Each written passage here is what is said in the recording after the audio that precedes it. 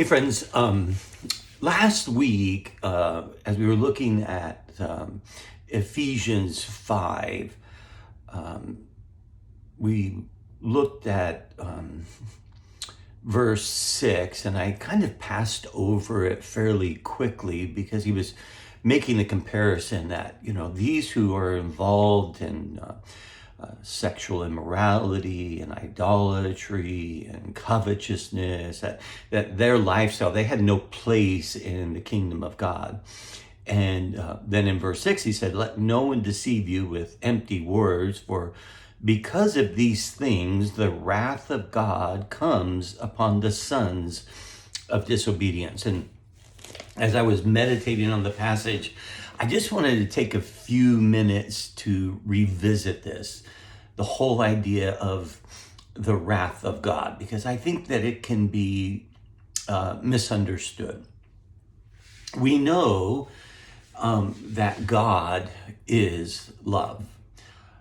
There are some other descriptions that are declarative of the nature of God, but the most prominent is the very nature of God is love, and he's truth and holy and all these things. But when we think about the attributes of God, we need to be careful to make sure that we don't somehow see them as in conflict with them. I hear some very good teachers of the grace of God, and their emphasis is that God is not angry with you. And that's true. He is not angry with you. If you're his child, he has taken and absorbed all the wrath that you deserved. It's paid for. There's nothing for him to be angry with you about. But don't let the gospel become focused on you and how wonderful you are. The gospel is how wonderful God is. And when he speaks to us in this area of wrath, we need to see that the wrath of God flows from the love of God. He called them sons of disobedience. And that's because they had refused the gospel. They had remained in their old nature. They had rejected the gospel, had hardened their hearts. And it wasn't that adoption wasn't available to them. They had refused. And when they live as servants of Satan, because even if they don't know that, even though they might not be conscious of that, that is what the sinner does. He serves his master. And we were all there at one point. So he comes to us and he says, for they are the children of wrath. They're under wrath in Romans. But love expresses itself in wrath as a part of God's justice. Now, I'm sure you think, well, that doesn't make too much sense, but here it is. God so loves his children that he will act in every way to protect them. If you think about it, sometimes a parent, I've heard this said, they're raising kids and they said, I love my children too much to discipline them.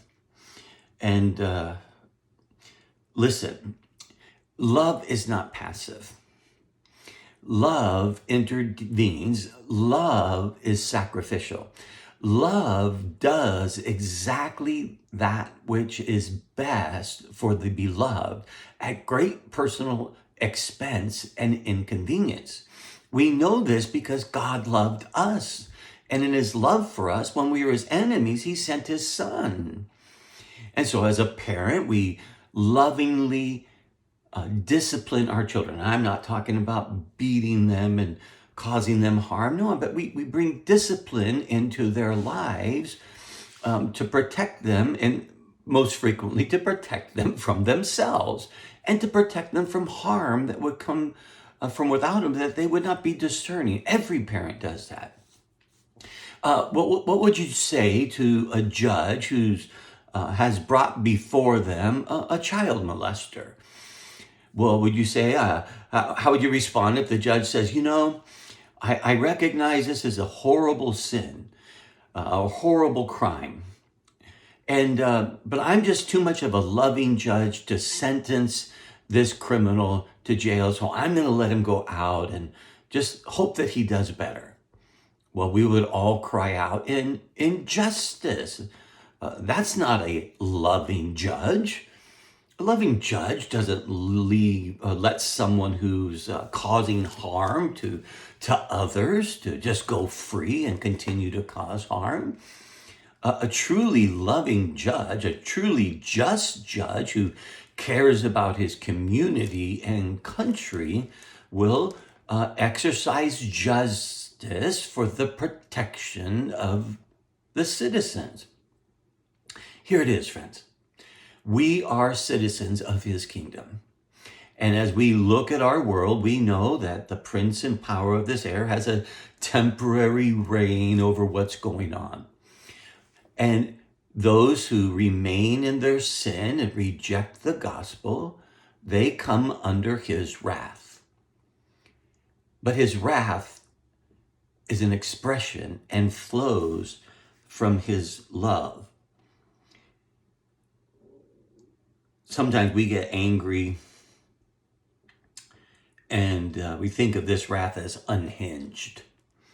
Like somehow God just loses it and he wipes everybody out. Like sometimes we get angry and, we're not in control. But the wrath of God is not an unhinged anger.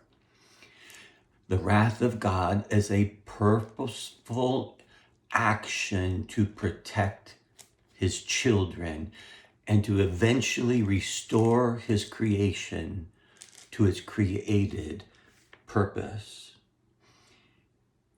There's a big difference between wrath and discipline.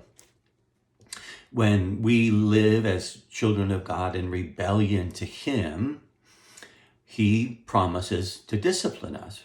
In fact, Hebrews says, if you're not disciplined, you're not a son. But discipline isn't about punishment. Discipline is always about preparation.